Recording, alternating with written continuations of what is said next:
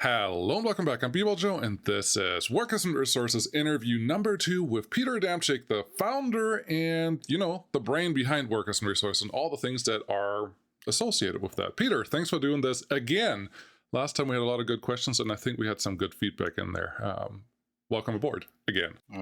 Thank you very much for inviting me, and I think we can continue. And continue we shall.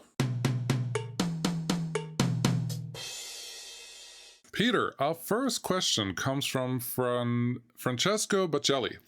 What was your initial push to create Workers and Resources, and has that changed throughout the years?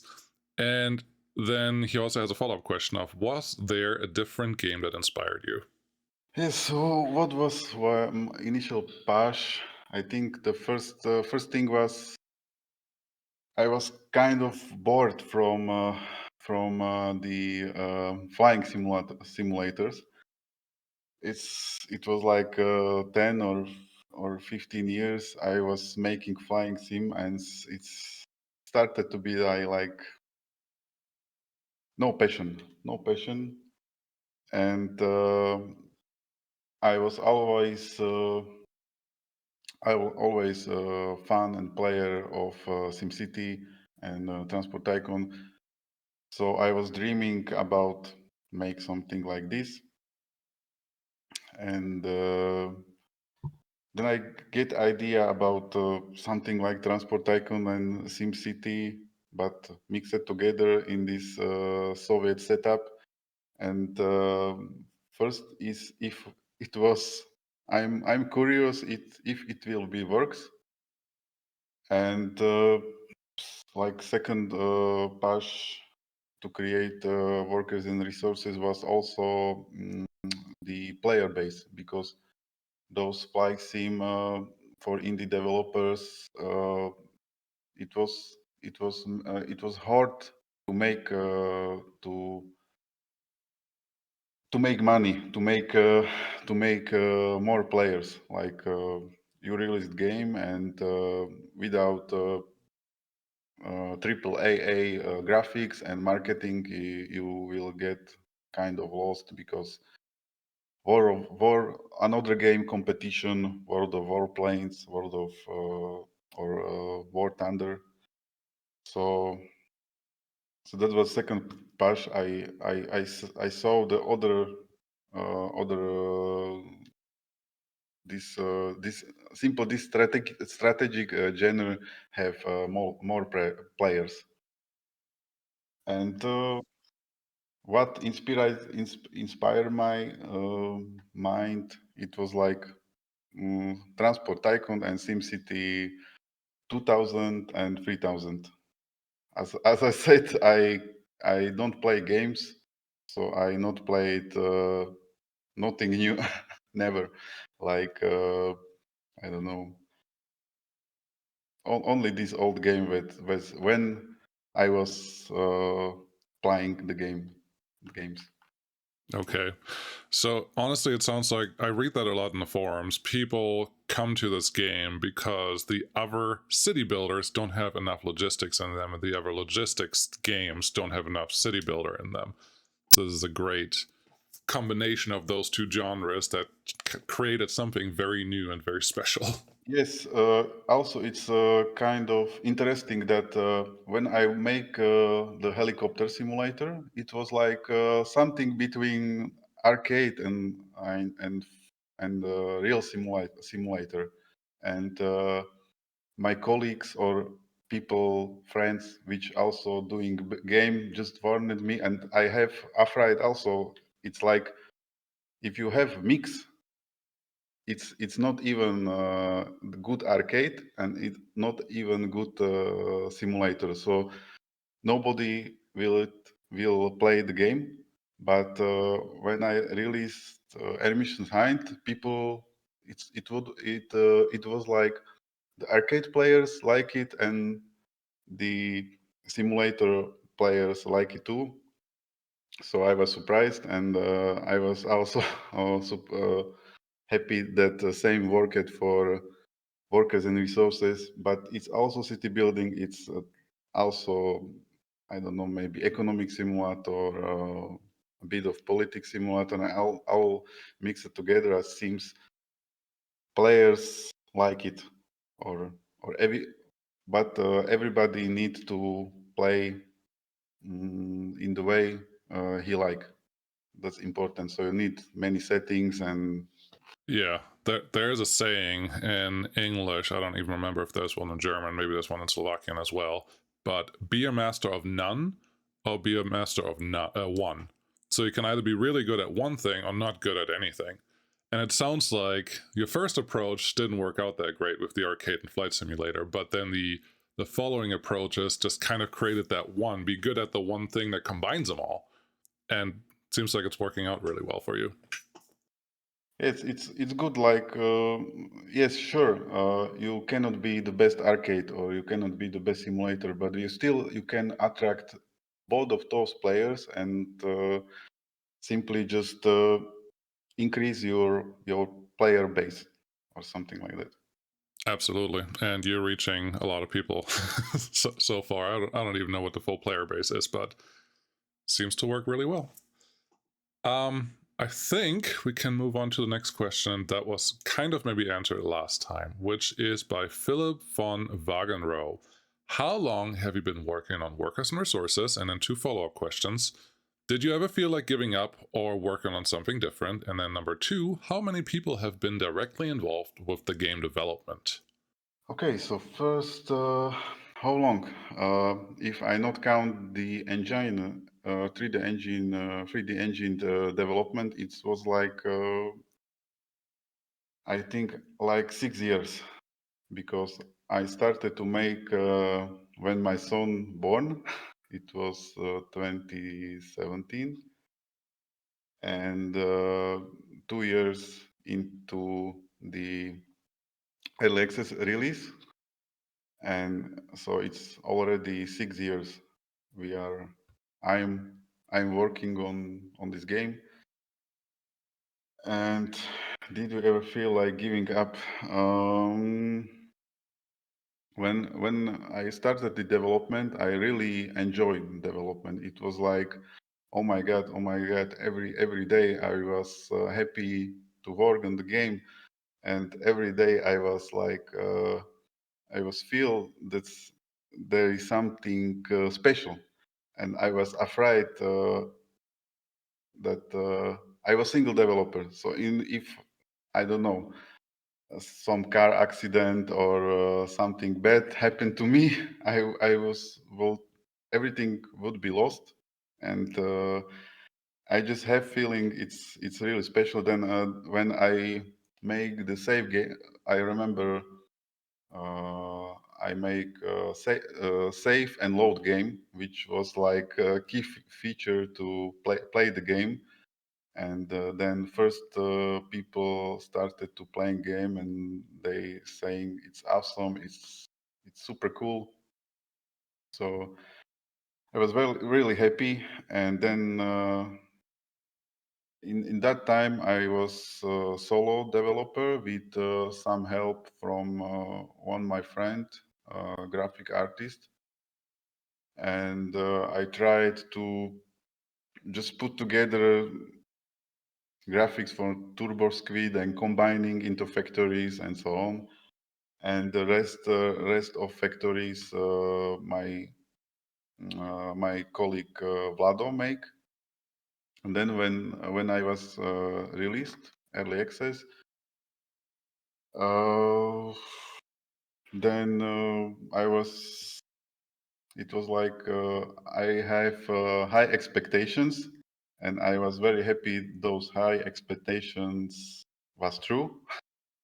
So was nothing like unexpected, but my expectation was high. Just about I will see media engagement, and I hope for good sales. And then I started to searching for programmers, and then I found Martin, which is like he is like a second brain of this game, and already maybe he make even more features into the game like than me, because when he jumped aboard, he his first test was the pathfinding. I have terrible pathfinding, and it was like guy without he was not experienced, but he said, okay, I try make the pathfinding better, and without knowledge of code and so on, just we have a few sessions, and he started and really make better pathfinding, and he started to improving it, then started to make like other features into the game. He started slowly with like trolleybuses, cableways, then airplanes, ships, and so on. So he make many features, and second one, Martin, he also jumped aboard and make several another features like winter, or he works many with graphic user interface and supports and so on, and many other things. And that's maybe also the first additional questions about giving up. It was for me like shock, because previously I have everything do myself. So when something was needed, I just sit and make it. And now I have two really good programmers and really good guys, which uh, they was also the quick programmers. They can make things quickly, and I just need to constantly, when we come to office, make brainstorming and thinking about features instead of working. And then you come to office, and every day you just solving the things and nothing and no programming. And it was for me like frustrating, because coding is for me like drug. It's like something you can take, and you feel then when you make something good, it's feel like oh my god, it's super cool feeling. And that feeling was with that feeling was much more less, because I not working so much on the game and solving support, solving many other things. So this was shock. And but I trying know it's better, because the guys knows what to do, and I can time to time already make some code and have to good feeling from it. So right now we are four people, one graphic artist and three coders, including me. And then we have external artist, Karel, which it's very good vehicle artist. And now we have also more guys from the models, which will make models for us externally. It's like Robs or Super Plunger or Force Miler, like we mentioned in the previous report. And then many good people which helping us with the testing, with community management, with translation. It's too many people, but that's core team. I think that's all. Sorry for too long answer. No, that was great. I switched the question there in between. I didn't want to interrupt you because everything you just talked about, it was another question, which was by Mr. Dasher, which was, let me find it again. In the report for the community number 1, the team was presented as Peter, Zeus, Vivo, Taufrost, and help from external people. And you just went over all of that. So I just want to make sure that we call them out here. And I don't know if there's anything misspelled or if I'm omitting anyone that you wanted to include in that question, but I think you Yes, mentioned all correct. you're correct. The question was if there was some changes. Right now, there was no changes because I was kind of afraid about hire new programmer because it's hard to find someone. It's require efforts from me, from other people in the team, and for now it's like we catching what we wanted. And I think for the next project I will wish some DirectX 11 programmer which will help us to make the graphics better. Maybe someone appear, maybe not. If not, we already Michal something make for the next project. So maybe we will enough. I think definitely we will need also some kind of graphics, but it will. I try nothing to rush with expansion of team slowly and steady because this is way I think. There's some common, I guess, knowledge in software programming or software engineering in general that the most efficient team is a team of 1. Everything bigger than that, you always increase some friction, you increase some problems, you increase the brain drain of one person has to make sure that the other person knows what they are because it's all in your Yes, brain, really, right? It's your game. exactly. You figured it out. But getting that knowledge that's in your brain where you have an idea of what you want to do to the rest of the team is not always as easy as just putting something on paper. So Yes. I get it. Awesome. Yeah. So sounds like this is not a recruiting call, but you're definitely looking for people in the near future.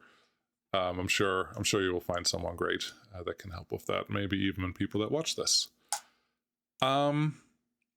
Let's move on to the next question, and this one is about the game itself. Some game feature questions, and there are 3 back to back here from Jan Matiska, one of the commenters from my channel, that really has a lot of thoughtful responses on a lot of stuff that I say or do, which then translates to the things that you're doing. So here's one of them: branching on bridges, tunnels. When? Why is it not there yet? It's like mm, why what hold it back? Everything because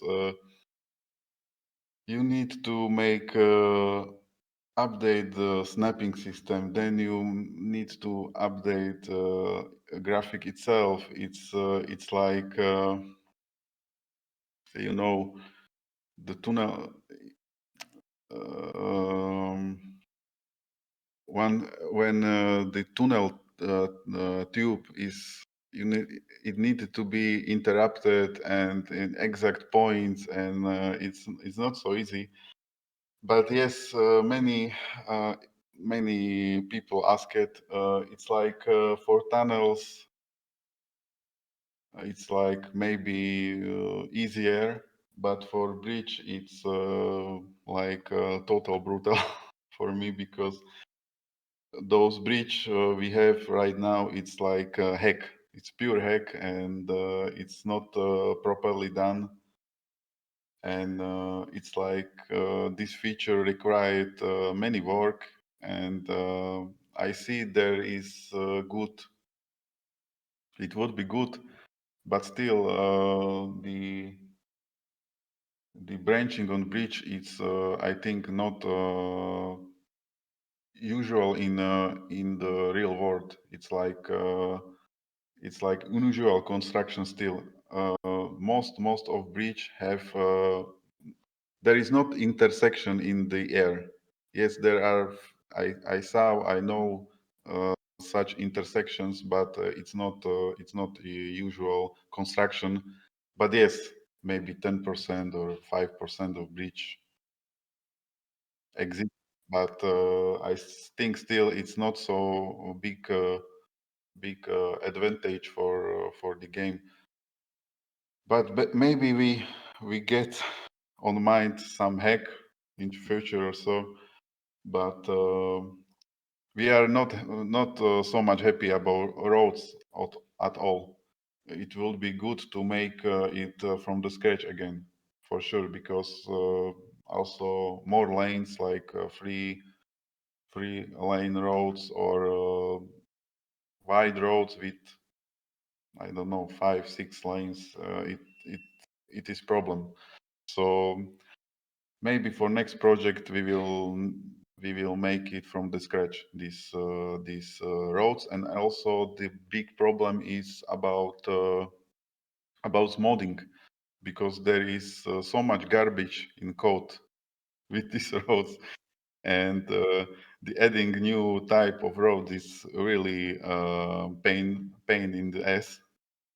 And it's like, but maybe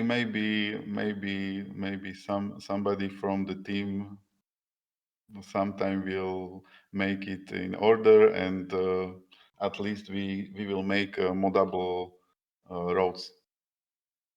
That will be cool. I hear you. Every once in a while, you just come across this thing. It's like we shouldn't have done it this way, and it sounds like this was one of those where it's just it is there, it's in the backlog, but it just sounds like it's not a priority. It's just if we get to it, we get to it. Hopefully, someone figures something better, and that's what it is. I know that this question pops up a lot on Reddit and on the Steam forums, so I'm glad you answered that. And now we know. Now we know that it may not come, unless there's someone out there that knows exactly how to fix it right away. Okay. Moving to the next one, I think this is a lot easier. Also from Jan. Can we get more control about what notifications we see? For example, turn off last chance to buy, etc.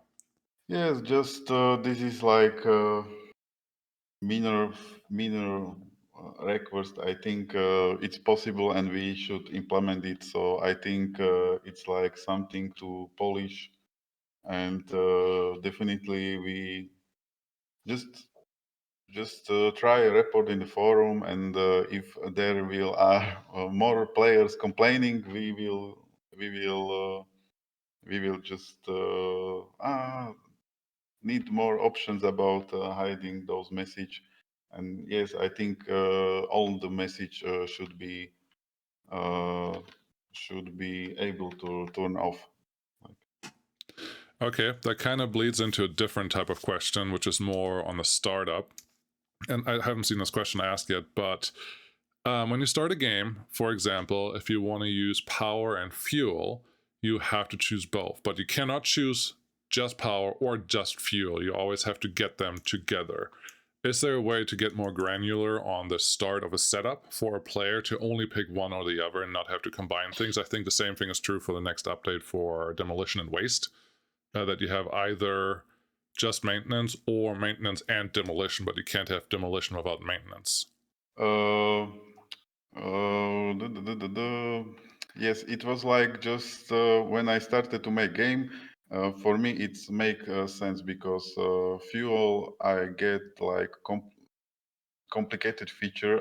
I'm not sure why, but I make it like this way, and then it would be possible to split up those features, but the code is written not ideally, and it will be required to search those variables all in code and change them.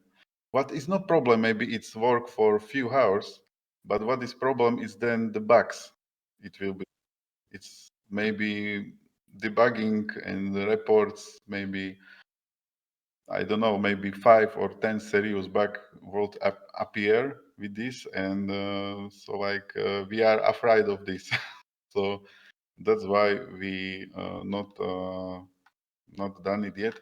With the garbage, it was like, but there is makes sense because if you have waste or garbage, and when you have a demolition without garbage, it not make sense. Like you know. And but you asked about maintenance. Yes, we have put it in together. I think with demolition. So, but I think that was scrapping. It's like And those are just examples. It's more the beginner screen or the beginning screen for a new game. I just wish some of the settings were available without turning on a different setting. It's yes, just a difficulty setting. I mean, a lot of people and players want to play this game on the hardest possible settings, but they're definitely newer players and other players. Like some people just don't like the water and sewage. They don't want to play with it and they just want to turn it off. And that is just its own little thing that you can turn off. But sometimes you're like, well, I want to play with power, but I don't want to refuel my vehicles. Like things like that. So just some more granularity there may be beneficial for at least a few players.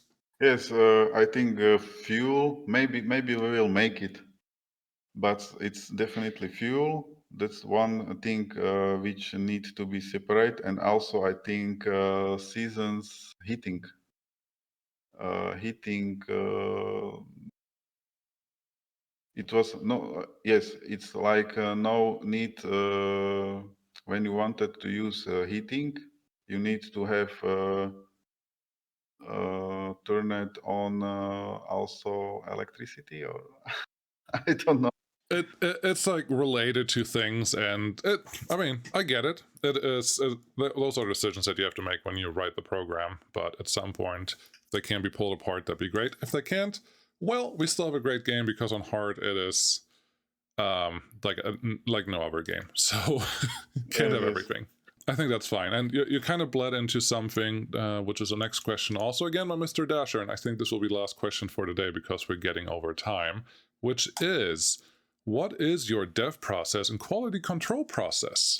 The process is really like something. Not we are not acting like a pro. I think it's like the process is uh,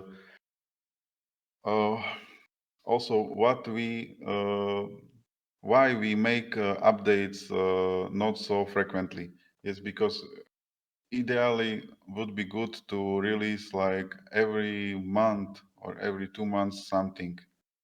But our process is like we started to make working on new features. When those features are roguely finished, we just let few people to play these new features, and there are many serious mistake mostly, and many unbalanced things, and so on. You know it because you played, I think, very early, and then it's like 2, 3, 4 weeks when it's already starting to be in some shape, and then we starting this internal testing where maybe 20 people uh, playing with this version, also 2, 3, 4 weeks, depends on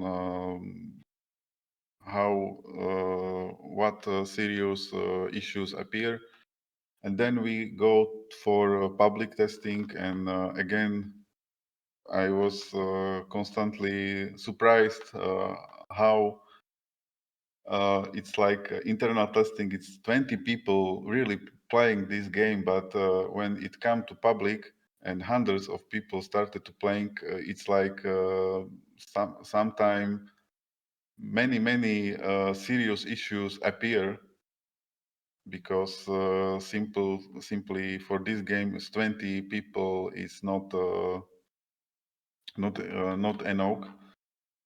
And I think without early access, this game would be not possible to make because it's so complicated and so many people needs to play the game that if you if for example, if we would be like, I don't know, Ubisoft or some AAA studio, I can't I can't imagine the bill for the testing, and I can't imagine those poor testers which would testing hundreds of hours this game, because it's like you all play this game and you enjoy it, but you are maybe one of 1% or 2% for all the people which playing the game. And I don't know if some testing company would take this job, and even yes, it will be like nothing, because maybe maybe without hundreds of people, this game would be never possible to make without serious bugs. Yes. So It is very refreshing to see how you use early access and comparing that to a lot of other games out there, because at the very least, Workers and Resources has generally been very playable throughout the early access period. The quality of life things sometimes weren't there that people wanted, but it was still playable. You could still do the things that you needed to do. You just maybe needed to spend some time to figure out how to do it. So it's very refreshing to see your approach to early access compared to some of the other games that are out there. yes, I think this is uh, what is early access for, and I think that's all. Yeah, I have something in my mind, but I forgot. Sorry. that's all right. I think something that Mr. Dasha wanted to ask that's not in the question directly: how much room do you have for integration and unit tests in your code base? uh, for what? Sorry. Integration testing, which would be like testing code front to end. And I've never written a game; I just write normal code. But it's effectively going through full call chains and seeing if they do what they're supposed to do, or then unit testing, where you just take little pieces of code and just verify that those pieces act the way you want them. So when you put them together like Lego, they're still doing what they're supposed to do as a whole module. Yes, it's time to time, like we say to people, focus on something to testing, but it's like everything is so much related to everything. It's like it's nothing like organized. It's like there is version and play it. So So it's manual testing, is what you're really saying. yes, yes, yes. So It's at this point, there's no automated tests or automatic tests that you can just run the test suite on, and then it will tell you if it's right or wrong. no, no. I have some kind of saves when there are few things, I don't know, for example, like loading and unloading, which are very complicated. It started to be small function, but now this function is total mess.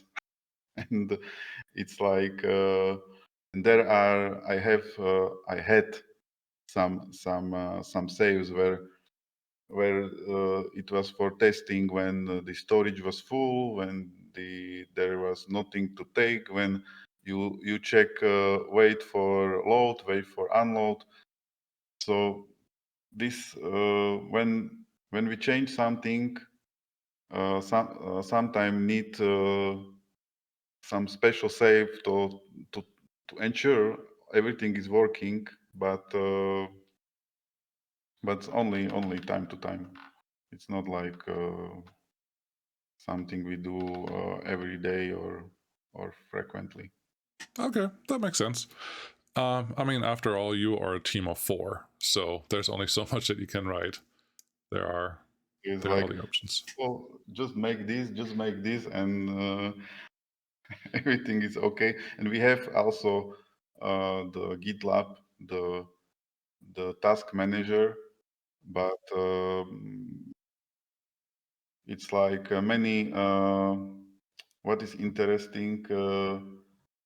Also Martin using it, and also I using it. It's like some kind of very long text document where you have notes, and it's like, okay, we have GitLab. There is good for reports from the people, but between us, it's like I have when I see something, I put this in this txt, and then I just forward to my colleagues, and it's very weird or nothing, no great technology, but I think it works.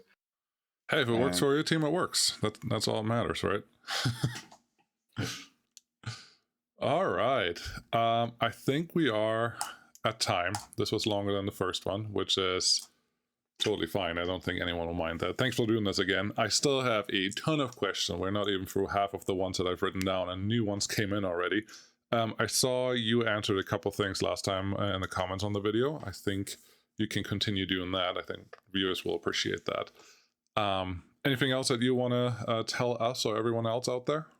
nothing. Just like thank you very much, and keep playing this game and help us make it at least without serious issues. And I hope you like what we do, and we will do our best to finish this game soon. And also, I think make some additional features even after 1.0 release. Nice. Awesome. Well, you heard the man. Play the game. Thank you, Peter. Have a good one.